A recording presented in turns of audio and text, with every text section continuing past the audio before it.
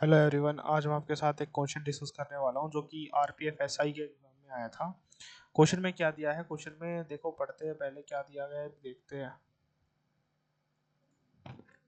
Question में दिया गया, in an election two candidate in an election between two candidates 80% of the voter cast their vote, मतलब 100 में से सिर्फ 80% बंदों ने वोट दिया। Out of which 53 votes were declared invalid. 80% में से भी इतनी वोट डिक्लेयर हो गई इनवैलिड।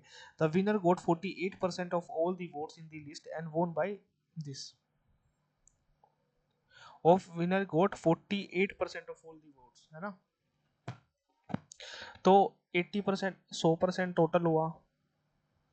इसमें इसमें से बंदे चुनाव में कितने गए भाई? 80% लोग गए।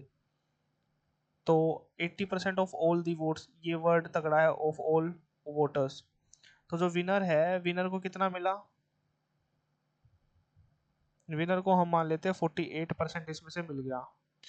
तो लूजर को कितना मिला? 80% में से 53 वोट्स जो है वो भी हो गई, क्या हो गई हमारी?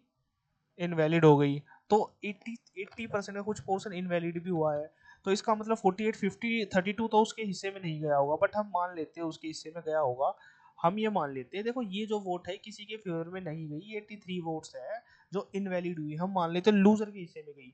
तो जो जीतने का मार्जिन है लूजर का, वो जीतने का, जो हारने का मार्जिन है वो घट गया होगा। तो अगर हम इसमें से ये घटाएं तो कितना आएगा? अगर हम इसमें से ये घटा दें तो 960 आ जाएगा। तो और 960 आ जाएगा, वो क्या है हमारी?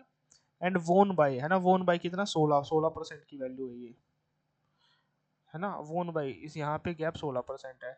तो हमारी 100% की वैल्यू कितनी आ जाएगी निकल के? 100% की वैल्यू आ जाएगी 6000।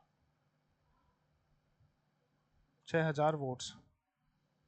6000 वोट्स। आई होप आपको ये क्वेश्चन समझ में आया होगा। 6000 votes is the correct answer of this question.